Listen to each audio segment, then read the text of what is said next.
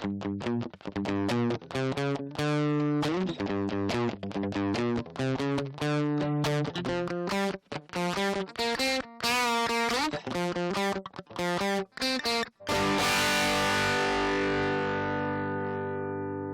morning, good afternoon, and good evening. It's all the random, useless info you want to know. It's Friday nights with Jeff and Joe. Jeff, feels good to have this thing in front of my face again. But you say that every Friday night. Yeah, well. Oh, boy. Yeah, so here we are with Friday nights with Jeff and Joe. What do we have planned for today, Jeff? We really should get your mom on here to record that for us. It's all the useless information you want to know. I wonder if she would do that. It's Friday nights with Jeff and Joel. That's a rich question there. I had my daughter do it, so we can... Maybe sometime. Maybe we'll do a whole episode with her. That would be a fun episode. That would be cool. That would be. We could have, like, your brother on, too. Yeah. Like a whole Schwarzmeyer podcast. Oh, God. And click. Everyone's off. Everybody's all like, I'm not listening to that. Oh, boy. Well, hey, how was your week, Jeff? It's been it feels like a long time since the old microphone in the face. What, did we meet last weekend? No. Well, it was last Friday. Did we? Mm-hmm. Oh, no, last Thursday, I think it was. Yeah, well, Thursday, Friday. Yeah. Oh, it's the same day. By the time we meet, yeah, it's like basically Friday. Yeah, it was fun because it was really nice out for a while. Oh, yeah, that's and then right. It got that really did happen. got really shitty last night. It's like you completely forget about the gorgeousn's that was. Yeah. Now we look out the window and it is all white all over again. And a little shiny because of the ice. Yeah, it's a little bright. The old ice and snow here in the Wisco. So, yeah. Otherwise, it was a nice couple of days. I thought, we turned the corner. And then Mother Nature reared its ugly head. You do know it's still February, right? No. I'm moving on. Yeah. I'm moving on from the snow. Mother Nature's like, hold tight. Hold tight. It was like there's a meme. 70. I think I posted it to the page here. It says, you can't have all 4 seasons in 1 week. Wisconsin, hold my beer. Watch this. Oh, that's funny. Yeah. Oh, boy. But hey, that's what you got to come to expect. Yeah. Living in Wisco. I was just excited because, the snow had all melted. Like, I know. It was like you could take a deep breath. You went outside and just like a T-shirt felt good. Yesterday it wasn't so bad. It was like 35 degrees and it was kind of snowing and it was slushy and icy, which is dangerous, obviously. But I was like, this isn't so bad. And then I woke up today. It was 20 degrees. And I'm like, oh, God, no. What happened? We're back to this shit again. Everything just changed. So last night was so weird. I'm usually, when you drive in snow, you just know what's going on. Yeah. But pay extra attention. This was interesting. I've never actually driven in what is pure ice. I've never had like an ice storm to do that in. And not that last night was an ice storm or anything, but it was like I'm going along, and all of a sudden just my truck just decides to go somewhere else, and I wanted it to go. I was like, well, I don't like this. It doesn't seem like there's anything on the road, but here my truck is I'm only going drifting. 45, man. Yeah, so. I had that 2 nights ago driving home, and it was like snowy, slushy, and then it started to freeze a little bit. And like the rain, slush, whatever was hitting my windshield and then immediately freezing. Like, so I had this sheet of ice. Yeah. So I didn't have my the old scraper? No, the heat on the top on the windshield on. So I blasted it at me. And I was like, nope, I got to change that now. I can't see out the window. Come on, this is ridiculous. Can't have both. So one or the other. Okay. So the weather was good. That's hey, what we I talk heard about a rumor. Now. Yeah, heard a rumor. What's the rumor? I heard a rumor that you got yourself a new job. I did. I got a new job. I didn't want to do my old one anymore. And which is usually a pretty good reason to not do it. Yeah, and so besides getting fired. So. For those of you out there, I did not get fired. It was a voluntary separation. I told them I didn't want to do my job anymore, and so it's been 6 months or so, and finally I got a new job. So, wait, I just want to say congratulations. Oh, thank you. Because I know what the stress can be when you're sitting there in limbo, being like, "Oh, what am I never really worried. What am I going to do with my life?" I never really worried about what was going to happen. Yeah. But as soon as I was like, "Yeah, I got the job," everybody else was like, "Oh my god, I was so worried for you." I was like, "What?" Like, I just didn't want to say anything, so you get stressed out. I'm like, I figured it all work out in the end. Well, I figured too that you weren't feeling too upset about it because you weren't coming up to me constantly being like, "Hey, can we do another podcast this week? Hey, we need some extra cash. Can we just not that we get any extra, like an extra 2 cents off of YouTube or whatever it is." Hey, but if that makes us money, I'll gladly no kidding. Play the sympathy card. Hear that, ladies and gentlemen? Come on, let's do this. Let's make this happen. Just throw a like on that YouTube for my kids.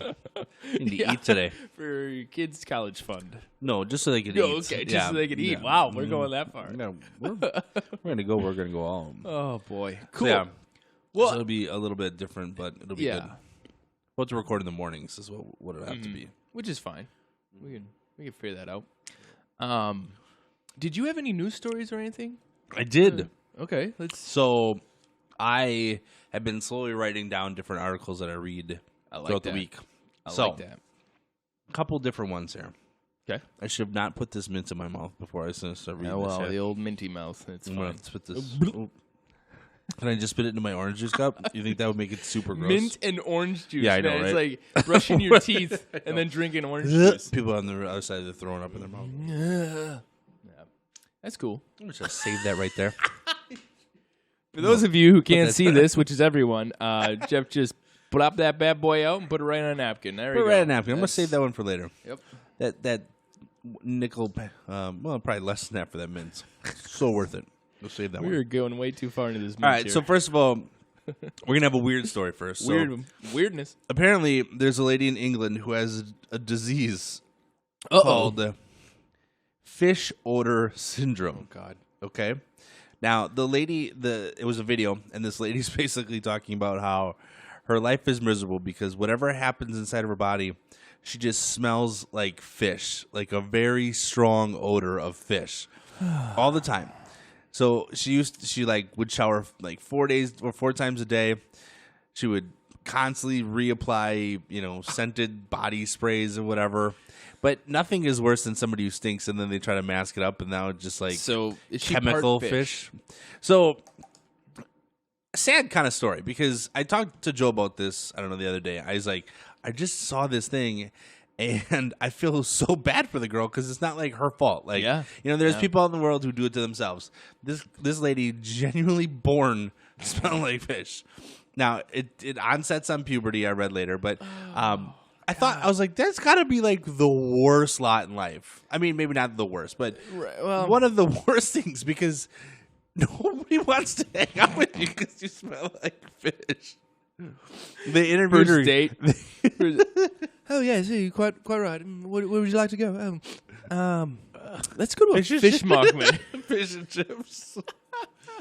Oh really? Why? Why do we always go to fish markets? Nothing. Nothing. So they like interviewed her coworkers and they're like, yeah, you can definitely tell where she's been. I was like, oh no! Like he was trying to be really nice about it, of course. But I mean, it's just a fact, you smell like fish, can't help it. Good point though. Good. She did end up getting married. Oh, good for her. And the guy was like super supportive of it. So I wonder if he's got busted like nose, like maybe he can't smell it as much. Like that'd be like the perfect pair, right? That would be. I can't smell. You smell terrible. We win. Everybody else. I mean, I just think it's so terrible. It's hard not to laugh at it, but it's just because it's not me. Yeah, you're right. If it was me, it's just the worst. So, anyways, I looked it up here on the old Wikipedia. Wikipedia. And it's... How many people have this disorder? Do you know? You're jumping way ahead of me. Okay, I'm just going to start reading here off very of good, this. very good. I highlighted a couple things here. So wonderful. It's trimethylmiria. Really good. Yep, okay. You can just Google fish odor syndrome and this will pop right up. Okay. You don't have to write anything down. So it's a metabolic disorder. It's very rare. It's a defect in the production of an enzyme called FMO3. So essentially, your body just whatever happens. It's very rare. I don't see anything, but it's I like that it says it gives off a strong fishy odor. Okay, not just a regular fishy odor. A moderate. It's a strong. It's right up when there. Wikipedia throws out strong, you know, you got problems. So essentially, this enzyme builds up or whatever in the body, and the body tries to release it through sweat, urine, breath, and then so it gives off that odor or whatever. So it's pretty terrible. And the worst part is there's no cure. There's nothing you can do for this.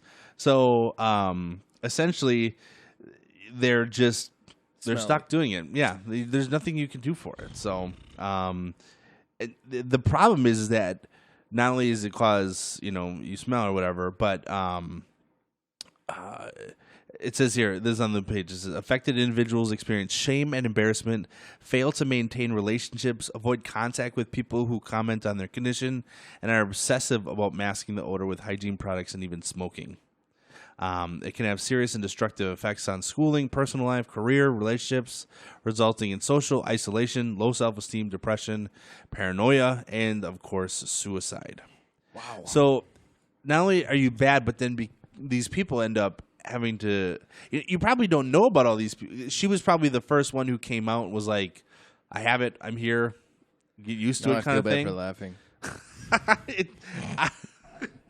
I don't. No, I'm just kidding. I do feel bad. I'm laughing because Joe feels bad. Or something that doesn't happen very often. Shame. It does say you can avoid eating foods such as egg yolks and fish. Nothing makes it worse, right? And so I wonder how many of these people just like go into hermit style and just, You would have to assume. She said she does work at night more, and she's in a hospital, so she tends not to have. She limits her interactions with other people and stuff like that. It must be. I mean, she must have. She must be a strong woman for her to be like, look, mother truckers, this is what's up. Yeah, So I just thought that was kind of a cool story. It's interesting too that it's the smell of fish. I know, right? It's not like potpourri or citrus something, or even like poop smell. Like you can't even. It's like. Fish smell. I'd rather have fish than poop. Yeah, no offense, because somebody's like so turned off. Somebody by fish. farted. Well, right. I'd be like me all the time. That smell constant leak. That's me. I'm a fart box. Yeah. I mean, it's got to be one of the worst. I mean, granted, you're right. Fish is up there. I don't know if it's as bad as poop. Isn't that interesting though? Too how like fish is just like it's a normal animal. But yet, some people are completely turned off by fish smell and fish taste. I think it's most people. Well, the taste is different, but I think most people, if you have a dead fish, it's kind of like, this is terrible. Yeah, but I suppose as with anything. As you do. All right, so I thought that was kind of a crazy story. So why don't you do yours next, and then I'll go mine. Oh, yeah. Jeff actually brought this one to my attention because last week, if y'all remember, anybody who likes listening to us or just listens because they're forced to. I don't know who that would be. But we read a news story about shitty obituary. Mm-hmm. And this wasn't shitty because it was written bad or bad grammar or anything like that. It was literally ripping on the individual who had passed away because that individual was an asshole. So in life, his kids and family did not like him. So they basically signed him off. I think the article said something like, he wouldn't have wanted us to write it any other way because honesty is key and, well, he was a dick. So, something like that. But anyways, we found another one. Another bad obituary. This one is for a Marianne Teresa Johnson Reddick. Born January 4th, 1935. Died last month. And I think this is an older story. But it's from a couple years ago, but okay. I just saw it, so I thought it was kind of funny that what we had said was not the first one or only one. To the relief and comfort of the children whom she spent a lifetime, this is in their words, torturing in every way possible, those children now grown marked their passing by submitting the most chilling obituary you will ever read to your local, ever read in your local newspaper. While it appears to have been scrubbed from the newspaper website, here's the full text as it appeared on online earlier today. Mary Ann Teresa Johnson Reddick, born January 4th, 1935, had died alone on August 30th, 2013. She was survived by her sixth of 8 children, whom she spent her lifetime torturing in every way possible. Wow. I mean, when you leave it open like that, like my brain just goes to really, really bad places. So well, I think they kind of talk about that. All right. While she neglected and abused her small children, she refused to allow anyone to care or show compassion towards them. They became adults. She stalked and tortured anyone who they dared to love. Everyone she met, adult or child, was tortured by her cruelty and exposure to violence, criminal activity, vulgarity, and hatred of the gentle or kind human spirit. Wow. Spawn of Satan! On behalf of her children who are so abrasively exposed to her evil and violent life, we celebrate her passing from this earth and hope she lives in the afterlife, reliving each gesture of violence, cruelty, and shame that she delivered on her children. Her surviving children will now live and the rest of their lives with the peace of knowing their nightmare finally has come to closure. Most of us have found peace in helping those who have been exposed to child abuse and hope this message of her final passing can revive our message that abusing children is unforgivable, shameless, and should not be tolerated in the human society. Our greatest wish now is to stimulate a national movement that mandates a purposeful and dedicated war against child abuse in the United States of America. That, ladies and gentlemen, is the obituary. So,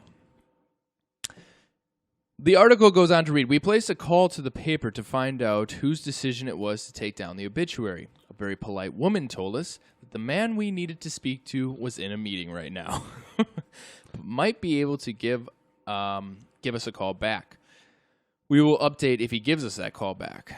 A search of Marianne's name suggests that perhaps she is the same Nevada-based Marianne Reddick, who in 1970 testified before the Nevada Equal Rights Commission that the employment agency she ran printed white only on certain referrals so that black people would not mistakenly apply for jobs where they were not welcome.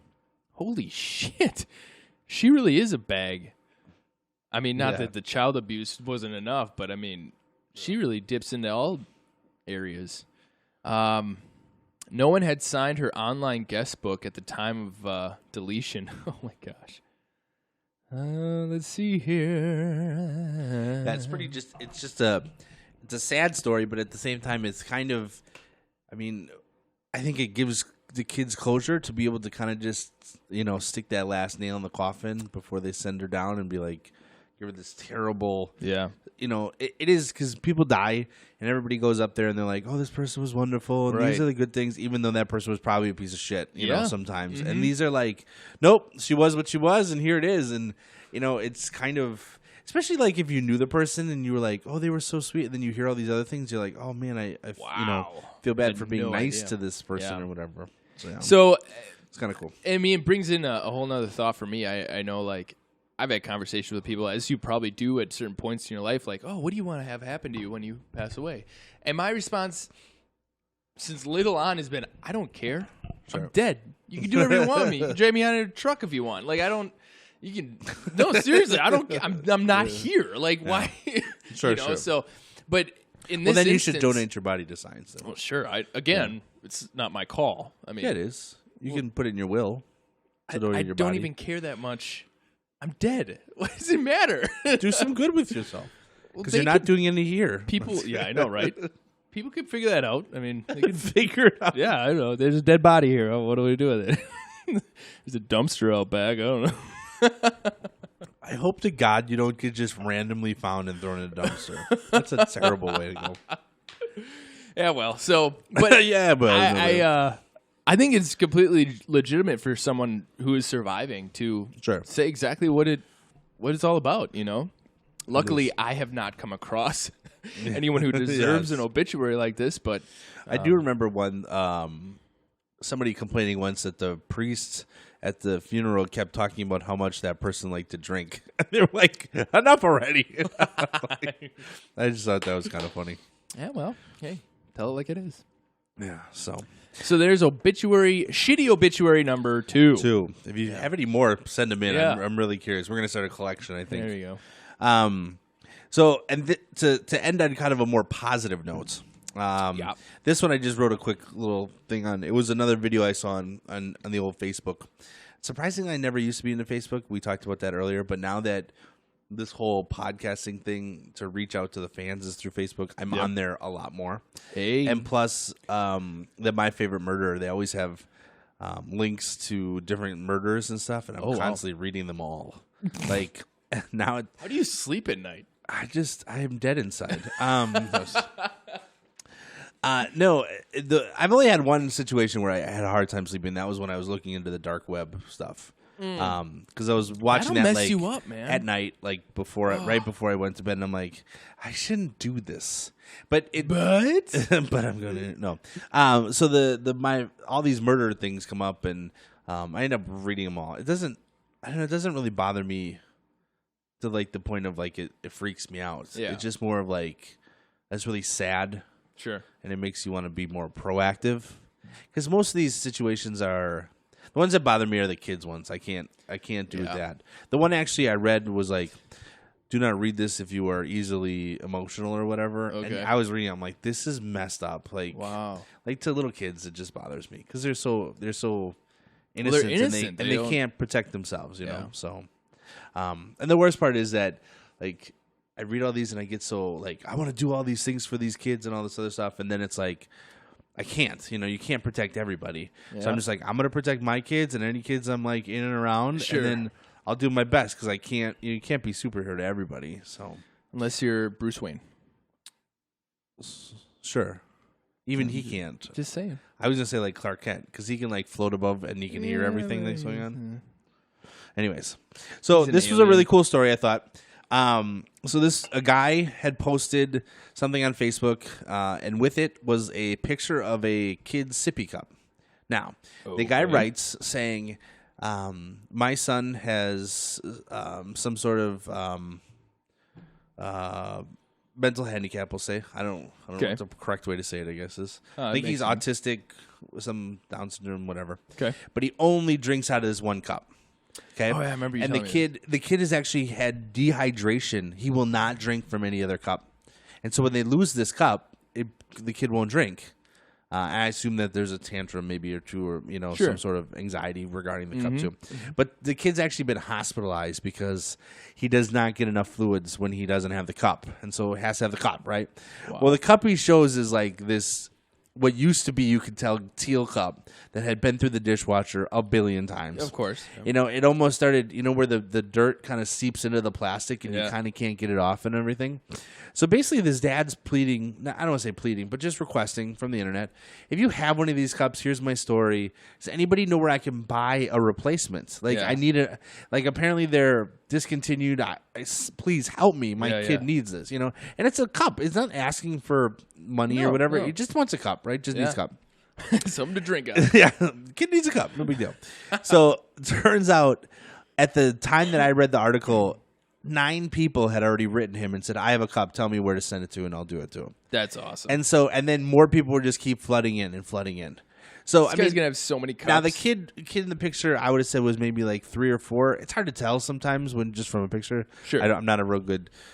I can't tell how old the kid is, Yeah. I know how old my daughter is, and I barely remember that sometimes. Sure. So, but I was kind of neat that now he has got 9 cups, so if he loses one, he's okay. And I just thought it was a really cool story that something small like that, that, I don't know, it warmed my heart a little bit. That is pretty neat, because of all the crap I read, all the bad things. And for all the shitty things that the internet does produce. Yeah. And that's always a good thing when that it's just all he wanted, it's just these little, it's so insignificant to you maybe, but to him that cup and the to the kid, it's somebody's the world. probably like, God, I gotta take this to Goodwill. Holy shit, there's a guy who needs it. And it was cool that they were like offering to send it. He didn't have to no money or whatever. People like, boom, I got it, I got you. Here you go, send it in. That's awesome. It was just really cool. That is really cool. Yeah, so, well, that was that. I was trying to think of something that someone could send me. Yeah, it was just an open thing. Yeah. I you have things? You want anybody? Yeah, so I thought that was pretty cool. So, that's awesome. Yeah. That is really neat. Especially because it's a kid's story, too. Mm-hmm. Like I said, kids are cool. So they all deserve the right chance. They are the future. So they are the future. No robots are the future, Joe. A little freaky there. A little freaky. Getting a little freaky. Sentient robots. Yeah. Self-aware. Mm-hmm. Yeah. So, all right. Well, let's do a halftime. Yeah, let's do a halftime. Yeah, we're good time. We did the news stories. Yeah. We're all caught up there. We're gonna do halftime here. When we come back, I've got a rant I'd like to go on to. This is my therapy session, so I'm just going to start ranting all the time. You put a microphone in Jeff's face. You just start bitching. Joe and I don't have a topic yet, so we got to figure that out real quick. Okay. All right. See you on the flip side. Deuces. See